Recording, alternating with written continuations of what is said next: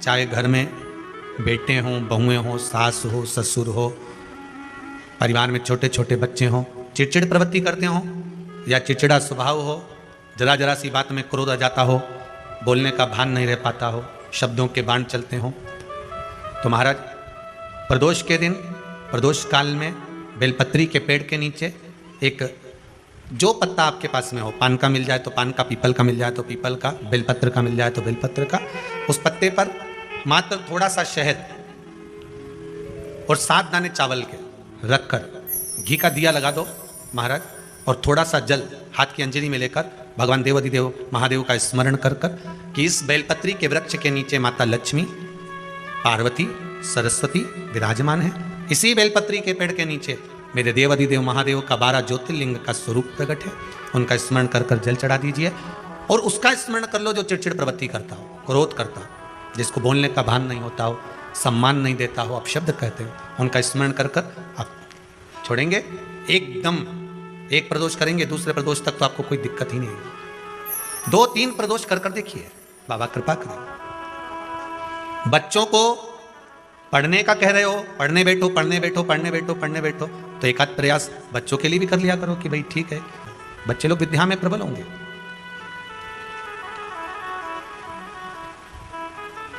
शिव उपासना का जो फल है वह 1000 गुना। पहले भी कथा में कहा, आज फिर कहते हैं, शिव मंदिर में जल बाद में चढ़ाना, शंकर के मंदिर में जाकर पंचामृत स्नान बाद में कराना, शंकर जी के मंदिर में जाकर पूजन बाद में करना, पहले थाली एक और रखकर शिव मंदिर में झाड़ू, पोछा या जो बेलपत्री, निर्माल्य जो भी रखा हो, उतरा हुआ सामान, उसको भरकर कहीं एक और जहां मंदिर वाले रखते हो वहां ले जाकर रख दो। झाड़ू पोछा एक बार जरूर। पूजन करने से पहले सबसे पहले सफाई का ध्यान रखो और एक विश्वास रखना, आप मंदिर की सफाई नहीं कर रहे हो, फिर निवेदन करूंगा आपको, आप मंदिर की झाड़ू नहीं लगा रहे हो, आप मंदिर की सफाई नहीं कर रहे हो, आप मंदिर में पोछा नहीं लगा रहे हो।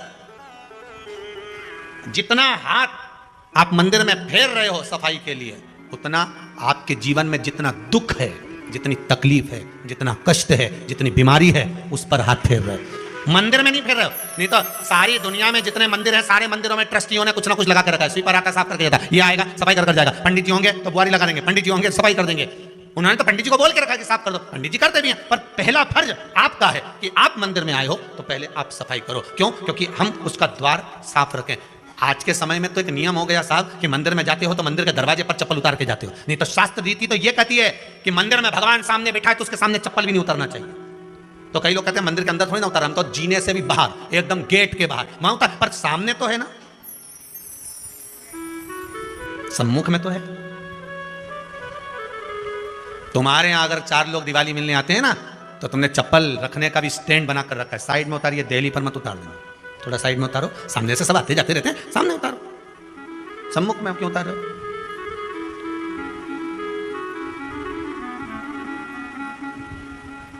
थोड़ा द्वार पे से दूर उतारिए।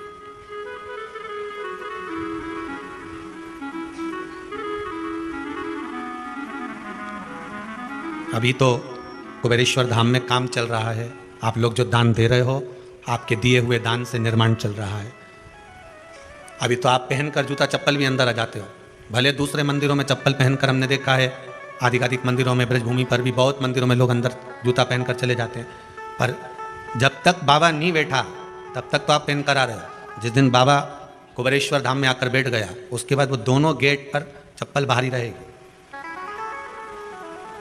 आओ आप कंकर से शंकर जब शरीर से लगेगा तब सुख भोगोगे, आनंद भोगोगे, सुख की प्राप्ति। अपने द्वार पर भी कितना सुंदर लिखा है भविष्य पुराण के अंतर्गत और विष्णु पुराण में, भृगु बाबा का चरण का चिन्ह भगवान विष्णु की छाती पर रहा। भगवान विष्णु की छाती पर भृगु बाबा के चरण का चिन्ह रहा, चरण का चिन्ह। अब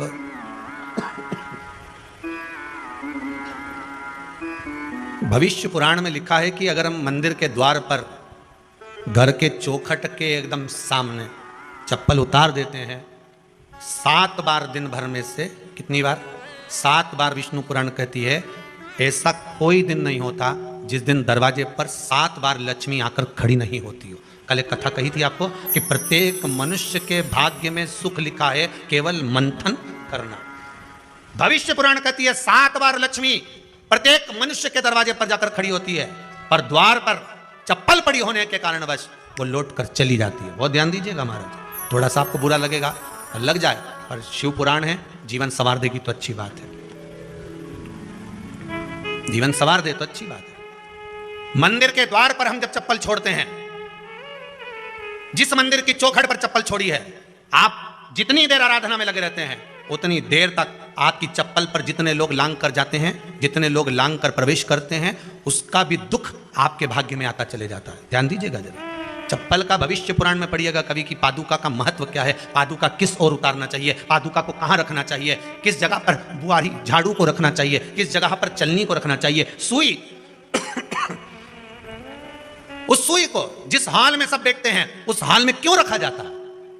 सुई तो इतनी सी है, पर जिस हाल में सब बैठते हैं उस हाल में ना तो झाड़ू रखते हैं, उस हाल में ना चलनी रखते हैं। भैया क्यों नहीं रखते? कारण क्या है कि जिस हाल में सब बैठकर बात करें, आवक जावक की बात हो, व्यापार की बात हो, लक्ष्मी की बात हो, प्रेम स्नेह की बात हो, आपस में बैठकर सब चर्चा कर रहे हो, अगर वहां छलनी होगी, झाड़ू होगी, तो बैठे बैठे बात करने में विवाद चालू हो जाएगा। 15-20 मिनट तुमने बहुत प्रेम की बात करी, अच्छे से बात करी, पति पत्नी बहुत प्रेम की बात कर रहे थे, मालूम पड़े बात करते करते से कब झगड़ा उत्पन्न हो जाए तो समझ में नहीं आया। हमारी बहू को क्या हो जाता है, बैठे बैठे बात करते करते झगड़ा कर देती है, जरा सी बात में झगड़ा चालू हो जाता है। कारण क्या है? जिस हाल में तुम बैठ रहे हो, जिस कमरे में तुम बैठ रहे हो, जिस हाल के अंदर सब बैठकर चर्चा करते, बात करते, चित्त करते, आपस में बैठकर सब लोग एक दूसरे के बातचीत करने बैठे हैं, आय व्यय देखने बैठे हैं, दुकान व्यापार की बात करने बैठे हैं, उस जगह पर भी झगड़े का क्रम कहां से आ गया? एक ना एक का मुंह क्यों फूल गया? कारण क्या था? कोई बात टेंशन क्यों आ रहा है? मतलब उस हाल में या तो चलनी रखी है या झाड़ू रखी है, भले तुमने सोफे के नीचे फंसा दियो, भले तुमने पीछे फंसा दियो, पर पड़ी जरूर है, रखी जरूर है, कहीं ना कहीं पड़ी होगी। क्यों कहते हैं कि जिस हाल में आप बैठ रहे हो, जहां पर आप संपदा की बात कर रहे हो, दौलत की बात कर रहे हो, व्यापार की बात कर रहे हो, व्यवसाय की बात कर रहे हो, उस हाल में अगर कहीं कैलेंडर टंगा हो, कोई सामान ऐसा रखा हो, कोई पर्दा ऐसा लगा हो, कोई चीज ऐसी लगी हो, तो उसमें एक सुई उसमें रख दीजिए। क्यों कहते हैं?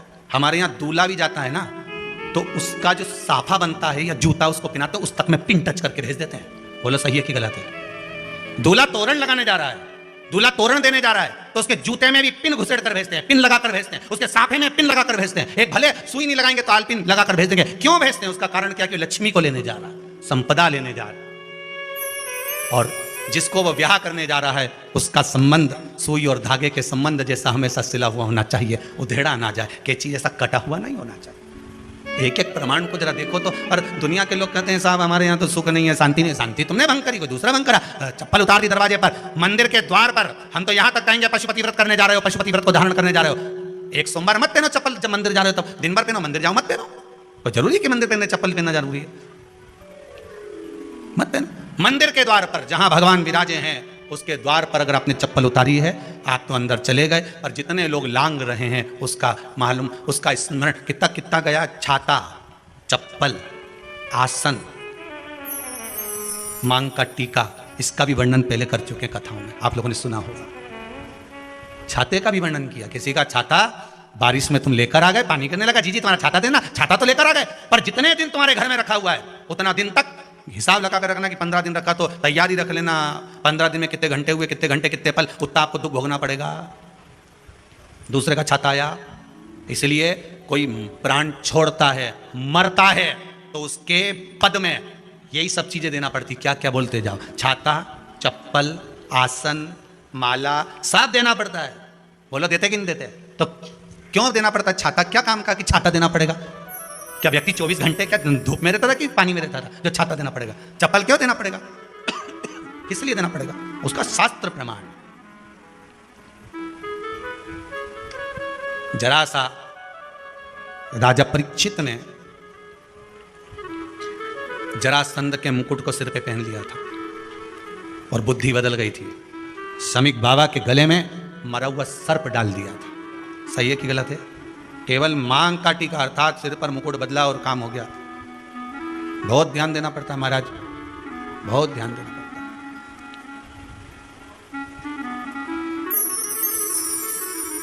तुम्हारी चप्पल कोई ले गया, तुम रो रही, किसी ने पूछा क्या हो गया? मेरी चप्पल कोई ले गया था, फिर मैं दूसरे की ले गई। तुम्हारी कोई दूसरा ले गया, तुम दूसरे की ले गई।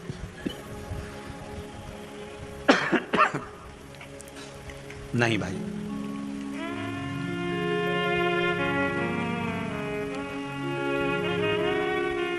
उसको प्राप्त करने के बहुत तरीके हैं। एक सत्य बात कहें, 7 बार लक्ष्मी प्रतिदिन मनुष्य का द्वार झांकने के लिए आती है। ऐसा कोई दिन नहीं जाता जिस दिन तुम्हारा भाग्य भगवान पलटने के लिए नहीं बैठा हो। वो तो इंतजार करता है कि ये गेंद फेंके और मैं चौका छक्का लगा दूं। वो कहते हैं ना, एक ओवर में कितनी गेंद फेंकते हैं? जम के बोलो। अरे एक ही फेंकते हैं। एक ओवर में कितनी गेंद फेंकते हैं? एक। वही गेंद बार बार फेंकते हैं ना, गेंद तो एक ही है नहीं। वो तो बार बार गिना या तो 6 बार गिना, तो फेंकी तो एक ही है कि बदल बदल के फेंक दी, पीली नीली हरी गुलाबी, नहीं, एक ही है। बदल बदल कर आया, गेंद एक ही थी, फिर फेंका कि ये तो वाइट निकल, फिर फेंकी, गेंद वही है, गिनती में 6 जा रही है। 1 साल निकल गया, 1 दिन निकल गया, फिर गेंद फेंकी, अरे साहब एक भी रन नहीं बना, फिर फेंकी, अभी भी नहीं बना, फिर फेंकी तो के बाउंड्री तक तो पहुंच गई है। अब की बार जो फेंकी तो के ऊपर से निकल गई, सीधे 6 पे पहुंच गई। भगवान भी ये कहता है, एक ही गेंद है, 6 बार फेंकी है। शास्त्र कहता है 7 बार दरवाजे पर लक्ष्मी आती है, मौका देखती है कि कब मौका मिले मैं इसके घर में प्रवेश कर जाऊं। और कभी कभी ये निंदा करती दिखती है, कभी बहू की चुगली करती दिखती है, कभी टीवी में मन लगाए दिखती है, कभी सुई धागा लेके बैठी मिलती है, कभी झाड़ू लगाती फिरती है, कभी दरवाजे पे चप्पल खुली मिल जाती है, कभी कुछ मिल जाता है। मैं बार बार आती हूँ, अब नहीं माने तो मैं कहीं करूँ, मेरे को तो जाना पड़ेगा। मेरे को तो जो नियम है, सर्विस करने वाला, नौकरी करने वाला तो टाइम पे आएगा। तुम भले कंप्यूटर चलवाओ, चाहे मोबाइल उठवाओ, चाहे तुम लिखा पढ़ी करवाओ, बोलो सही है गलत है, उसको तो करना है। बोलो साहब क्या करना पड़ेगा? लग जाओ कंप्यूटर पे, लग जाओ, उठाओ मोबाइल, ये तो उसको तो करना है। वो तो टाइम पे पहुंच गया 9 बजे। लक्ष्मी जी भी टाइम पे आती, आई दरवाजे पे क्या देखा उसने कि ऐसा ऐसा है। कई कई की तो आदत पड़ी, रोटी घर में बना हुआ सारा दाल चावल सब्जी वब्जी जो बच गई उठा के मैं दरवाजे के पास में रख के आ गई। लक्ष्मी जी सोचे बताओ, ऐसा तो पहले से रख, अंदर चली गई, ऐसा खिला दिया तो मैं तो नहीं जाऊँ। लक्ष्मी जी वापिस चलती। कई लोगों की आदत, आटा छना हुआ, ऊपर की जो चापड़ थी उन्होंने कहा गाय खा के चली जाएगी, ओटला पे पटक के आ गई। लक्ष्मी जी में आई कि चापड़ तो यहाँ पटक के चली गई, मैं काय को जाऊँ, छिलनी में से जाओ उधर, नहीं जाओ। कितना कितना कहा है महाराज, केवल 1 दिन का इंतजार रहता, दिवाली आए लक्ष्मी जी हमारा घर आएगी, ने लीप लिया, ने पोत लिया, ने मांडना भी मांड लिया, लक्ष्मी जी का पाँव भी मांड लिया, ना कमल का फूल भी मंगवा लिया, गेंदा की माला भी बुलवा ली, सारी गेंदा वेंदा की माला दरवाजे पे भी लगा दी, चौक मोक घूर के बेटी इंतजार में, लक्ष्मी जी आएगी, लक्ष्मी जी आएगी। लक्ष्मी जी बोली मैं तो रोज आऊँ री जी, मैं तो रोज आऊँ, पर कहीं करूँ थारी बुद्धि काम नहीं करे, मैं कहीं करूँ, मैं तो रोज आऊँ। फिर के लक्ष्मी मैया अब की बार आ गई तो जाजे मती रही, बड़ी तकलीफ में हूँ। लक्ष्मी जी बोली नहीं जाना तो पड़ेगा, दिवाली का दिन हमारे 10 के घर जाना पड़ता है, बड़ी मुश्किल से तो गुजिया पपड़िया मिलता है, नहीं जाऊंगी तो अच्छा नहीं लगेगा, तो जाना तो पड़ेगा, पर रोज आऊंगी, प्रतिदिन आऊंगी। तू अगर मुझे रोक सकती है और अपने घर में बुला सकती है तो बुला ले, और आऊंगी मैं प्रतिदिन और जाऊंगी भी मैं प्रतिदिन। लक्ष्मी आती भी खूब है और जाती भी खूब है, एक जगह टिकती कभी नहीं है, बस उसको बुलाने का तरीका होना चाहिए। रोज भगवान चाहता है कि तेरा दिन फिर जाए।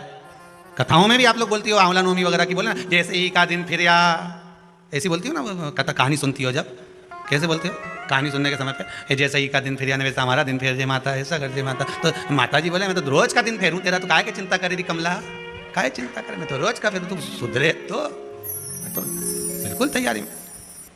ब्राह्मण बेलपत्री को भर रहा था,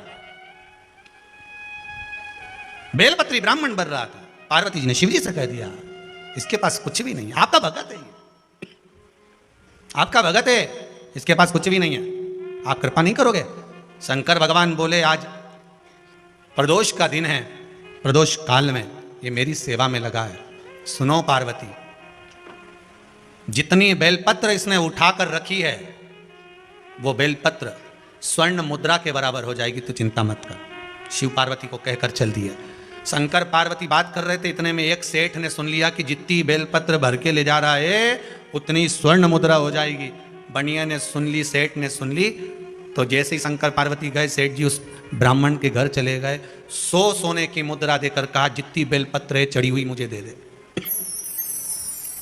जो चढ़ी हुई बेलपत्र है वो मुझे दे दे।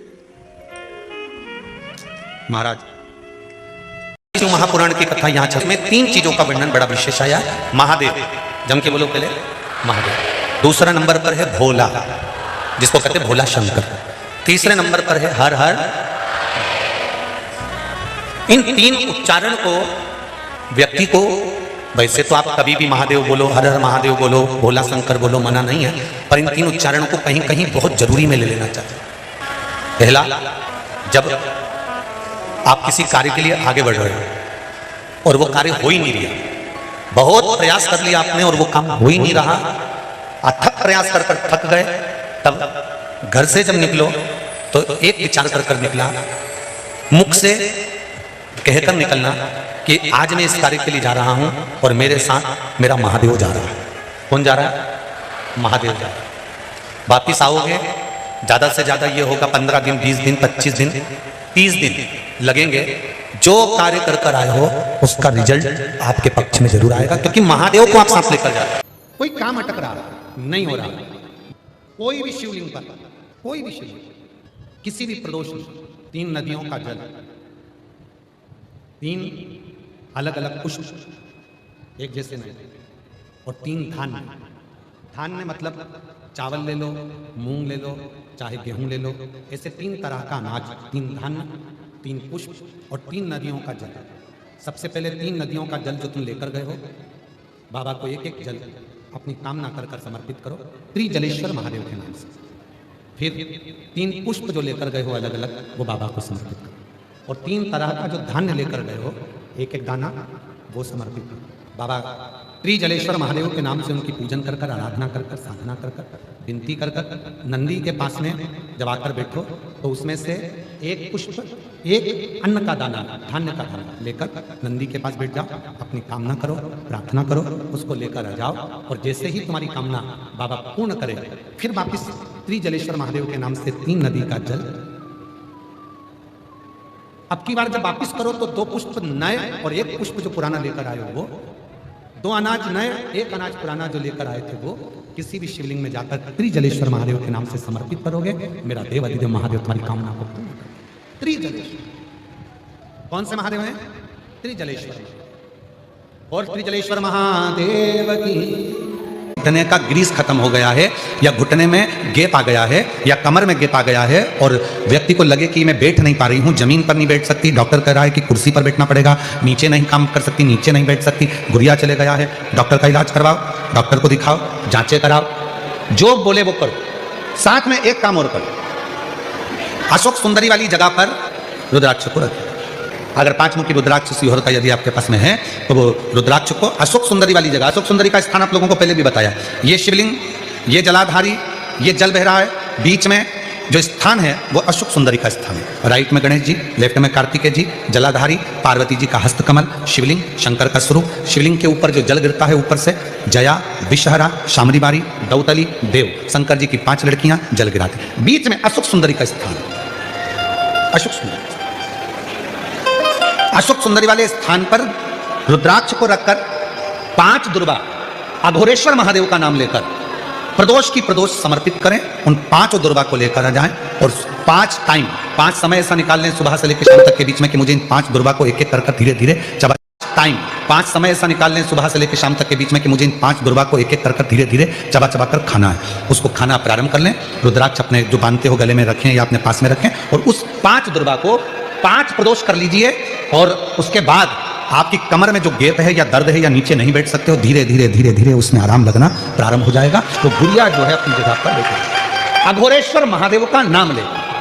प्रदोष काल किसको कहते हैं, प्रदोष का समय किसको कहते हैं? आप तो ये अंदाजा लगाकर रखो कि दिन ढल रहा हो, अंधेरा होना शुरू हो रहा हो, सूरज डूब रहा हो, चंद्र प्रकाशित हो रहा हो, अंधेरा अपना काम कर रहा है, सूरज ढलता जा रहा है, दिन कम होते चले जा रहा है और अंधेरा थोड़ा बढ़ते चले जा रहा है। इन दोनों का जो मिलन का समय हो, अब वो कितनी भी बजे, आपको बस उसके मिलन का समय निकाल लो, वही समय प्रदोष काल कहलाता है, वही समय प्रदोष। प्रदोष के समय पर अगर मान लो कोई भिखारी से भिखारी व्यक्ति भी है जो ठेला चला रहा है, उसके पास में खाने के लिए कुछ नहीं है, फटे कपड़े पहन रहा है, उसकी जिंदगी में कुछ भी नहीं बचा और कर्जे में लतालूम हो गया, एक चावल का दाना अगर वो प्रदोष के दिन, प्रदोष काल में शाम के समय पर शंकर के शिवलिंग पर चढ़ा देता है तो 3 या 4 प्रदोष में उसका कर्जा चुकना प्रारंभ हो जाता है। प्रदोष का विधान। श्रावण में अगर मान लो एक दिन आपका निकल भी गया, 2 दिन आपके छूट भी गए, कोई दिक्कत की बात नहीं। जिस जो पेड़ तुम्हारे यहाँ लगाओ, जो पौधा तुम्हारे यहाँ लगाओ, जो वृक्ष तुम्हारे यहाँ लगाओ, जो क्यारा तुम्हारे यहाँ, कुंडी तुम्हारे यहाँ, उसी की मिट्टी को, उसी के पेड़ के नीचे, उसी पौधे के नीचे, उस मिट्टी को थोड़ा सा हाथ से उसको उठाकर एक लिंग की आकृति बना लें। उसमें जलाधारी बनाने की जरूरत नहीं, केवल लिंग की आकृति बनाकर उसी की पूजन वहीं कर कर पानी चढ़ाकर 15 से 20 मिनट बाद अपना काम करने के बाद उसी को उसी मिट्टी में विसर्जन कर दें अपनी कामना कर कर। देव अधिदेव महादेव 2 महीने के बाद क्या देगा ये वही जान सकता है। वो क्या प्रदान करेगा ये उसके ऊपर। कनेर के पुष्प एक बेलपत्र में रखकर नंदीश्वर के पास में बैठकर श्री शिवाय नमस्तुभ्यम बोलकर अशोक सुंदरी वाली जगह पर स्पर्श कराकर भगवान शंकर पर 7 फूल के साथ बेलपत्री की डंडी अशोक सुंदरी की साइड हो ऐसा स्मरण करते हुए शिव को समर्पित कर दे। वही बेलपत्री 5 बार नमः शिवाय या पंचाक्षर मंत्र, षडाक्षर मंत्र या श्री शिवाय नमस्तुभ्यम बोलकर वही बेलपत्री 3 प्रदोष, 4 प्रदोष, 5 प्रदोष, 2 प्रदोष, जितने प्रदोष आप चढ़ा रहे हैं प्रदोष काल में, वो बेलपत्री लाकर अपने कक्ष में अपने पूजन वाले स्थान पर रखते जाओ। एक बेलपत्री एक प्रदोष पर लाओगे, अगला प्रदोष आएगा, कितना अंतर पड़ता है आपके भाग्य बदलने में आपको खुद मालूम पड़ जाएगा कि आपकी किस्मत कैसे बदल गई। मेहनत आपको करना है, श्रम आपको करना है, आपको लगाना है। और बेलपत्री और कनेर का पुष्प शिव को चढ़ाओ। चालू करो प्रदोष चढ़ाना।